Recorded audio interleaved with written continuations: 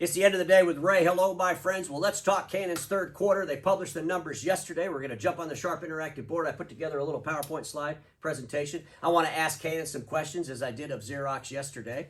But folks, I'm telling you, the financial community is paying attention to all those organizations that are publicly traded that are involved with print. When Canon published their financials yesterday, their stock took a dip too. And folks, you know what? I couldn't even really understand why it took a dip, because when you looked at the financials on the surface, they looked pretty good. They look pretty good. But I'm telling you, we're going to get more scrutinization in this space than we could ever have imagined just a few short years ago. So without any further ado, let's jump on the Sharp Interactive board. And the first thing I want to do is show you that stock drop. So they announced their financials yesterday. Stock went down, come back a little bit here today. But at the end of the day, there's pressure. I have to ask Canon a question. How do you believe the investors are going to react to your organization when HP publishes their year-end financials, which will be published pretty soon?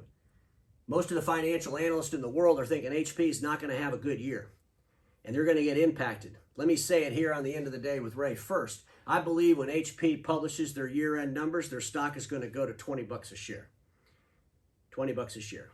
And the scrutiny on this entire industry is going to start ramping up bigger than ever. We know that HP represents 14% of Canon's top line number. They said it themselves. You know, back when Xerox was trying to buy HP, remember that? And they told Xerox, hey, if this deal goes through, you know, we're not going to sell our stuff to HP. That's threatened. In those interviews and articles, they said that HP represented 14% of their total revenue. It's a big number. I'll talk about that further in this episode. But let's look at the top line number for the entire company for the third quarter was $6,822 million. The operating profit was $576 million, or 8.2%. Keep in mind, we got some crazy stuff going on with the yen, which is bringing some big numbers to the table. Let's look at the printing business by itself. The printing business by itself is $3,776 million. Operating profit of $278 million, or 7.4%. That's pretty good. 7.4% operating profit in the printing sector. We all know that the printing's been pressured, so most people would think that's a pretty good deal. Here's the problem that I have with Canon. Canon lumps three groups into one group. They have, in the printing sector, they have office, prosumer, and production. And they give you the operating profit of the whole group. They give you the revenue numbers of the separate groups within that group, but they don't give you the operating profit. So let's dig into that a little bit. So if you look at the printing office group, the top line revenue for the quarter was $1,568 million. No operating profit number. We don't know what it is. Are they making money in the office?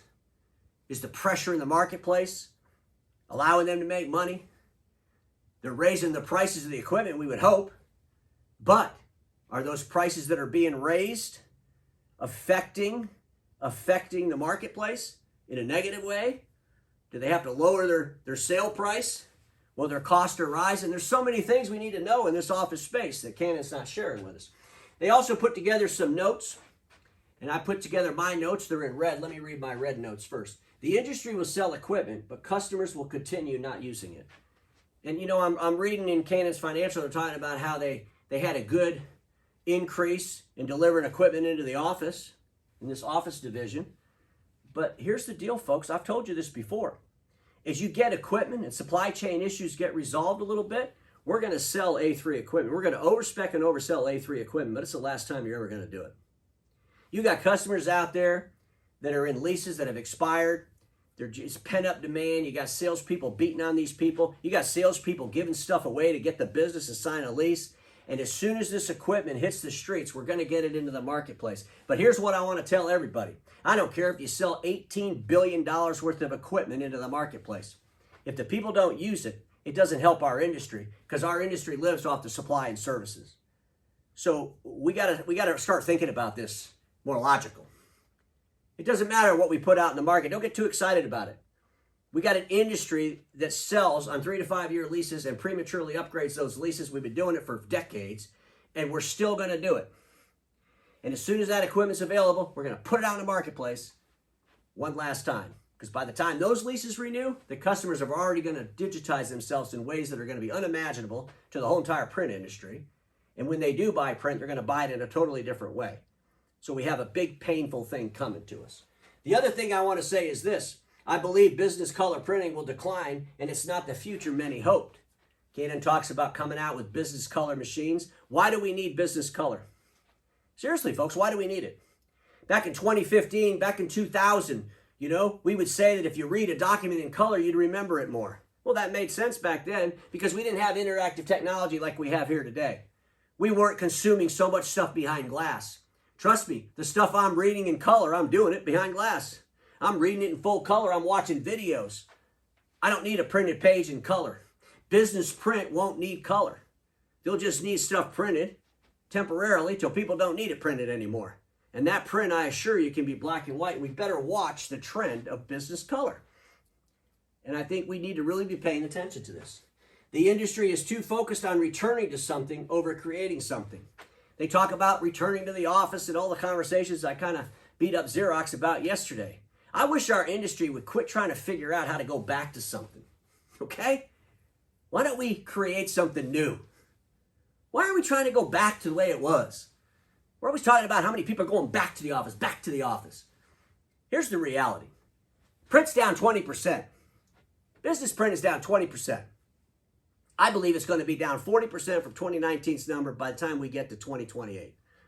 Why don't we build a plan, enact that plan, where business print is 40% declined in our minds right now, in our business plans right now. And we're offsetting that 40% decline with other services and other revenue. And until it gets to the 40% decline, we could call it gravy. Let's not try to figure out how we're going to get back to 80%. I mean, we're talking about getting back to 80% like that's a great thing. Oh, we're going to get back to 80%. This is going to be fantastic. People are going to go back to the office and we're going to be able to sell these big machines. Remember, the industry will sell a lot of hardware, but that doesn't mean that people are going to use it. No one in our industry runs around to these offices and demands that people print. And even if they did, I don't think the people would listen. Let's go to the next slide. Let's look at the Prosumer Group. The Prosumer Group, $1,565 million, about the same amount of revenue as the Office Group. Again, we don't have any idea what the profit margin is in that. We have no idea. Are these little machines making any money? Let me put my thoughts here. Business printing at home is a fantasy. Buying printers for the home was a reaction, not a need. I wish our industry would pay attention to this. I'm waiting for the next OEM to announce that they just kicked off a home printing program. It should happen any day, I'm sure. Folks, here's the bottom line. When people went home, by a knee-jerk reaction, they bought print devices to put in their home offices. But you know what? That didn't force them to use them. They just went out and bought them because they were setting up their home office. Oh, we better go get a printer. They got the printer, they put it in their home office, and they never used it. They went to their home office, showed up for work, and they realized, oh, our company has DocuSign. I don't have to print that off anymore and sign it. Oh, I'm allowed to go here in this digital landscape and look at all these documents and move them all around and do whatever I want. I don't have to print them. Oh, this is fantastic. Oh, I can get 2 or 3 screens and have all this stuff on my desk in a digital platform. Oh, this is fantastic. Ladies and gentlemen, we've got to figure out how to go where the industry's going, not how to return to some fantasy. And if you get anything out of today's episode, remember that. Let's figure out how to go where the industry's going, not return to some fantasy. Let's look at the production printing. Production printing is one of my pet peeves. I'm not a big fan of production printing. Here's the bottom line, folks. Of course there's money in production printing. I mean, Canon does a lot of business in production printing, but again, we don't know if they make any money because they don't share the operating profit.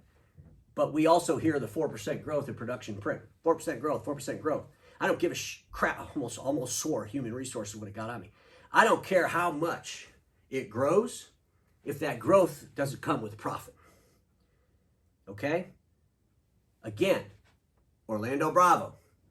We can't chase growth at all costs. We must focus on profit. How do you focus on profit if you don't even share the profit numbers of these different categories? How do you focus on growing that profit if you don't share the numbers on these categories?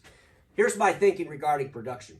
Production will continue to see displacement growth. However, I believe the technology advancements, mainly around ink, and the fierce competition will cause an unprofitable growth market. Folks, ink is changing the game. I did a separate episode on this talking about production in ink, and it's changing the game. And that technology is getting better and better. It's going to relieve a lot of service activity. It's going to change that game forever. And we have to figure out How are we going to deliver production print in a technology-changing world around production? What's the human capital? What's the service look like? What's the supply look like? We better start figuring that out. Again, let's go where the customers are going, not trying to return to some fantasy. So, ladies and gentlemen, the production print for Canon for the quarter was $637 million. That's a big number for the quarter. They sell a lot of production print. I'm not going to take it away from them. I just wish I knew if it was profitable. Let's look at this. I took the printing group. They got production. You got Prosumer at office, and I want to see what they did, or what the projections are to do for this whole year. Where they're going to end up with the years all over. So we kind of see how big the print is for Canon. So they're going to do $2,439 million in production. They'll probably get there. $2,439 million in production. They're going to do $13,271 million in between the Prosumer and Office Group. So you can see together that's what, $15 billion business. Nothing wrong with that. It's a good sized business. Let me ask you all a question. Who do you think's bigger, Ricoh or Canon? Most of you would say, well, Canon's bigger. Canon's like a $25 billion company. You know, Ricoh's only about what, 12, 13 billion. You know what? I don't really care how big Canon is. I care about how big Canon print is. I wanted to do an analysis. So I took the 2021 numbers from both Ricoh and from our friends at Canon. This is interesting. So our friends at in Canon, they did a total of $15,710 million. They had a 10.2% operating profit. Pretty good number. That's everything. Our friends at Ricoh did $12 billion. Keep in mind, these are based on today's yen price. But at the end of the day, apples to apples. You got $15,710 million on Canon print. You got $12 billion in Ricoh. We know that Ricoh does some other stuff. For the most part, it's a print business. It's a business-to-business business. You know, they have Mindshift. They're doing other stuff in there. But it's, if you compare the two in our space, Canon's not much bigger. And when you pull out the 14% of the total revenue of Canon that belongs to HP, that's $3,360 million. Which basically means that without HP, Canon and Ricoh are the same exact size. That's kind of surprising. Surprised me. How HP's impacted in the marketplace, how they realign with other OEMs. We know that HP's doing some stuff with Foxconn, right?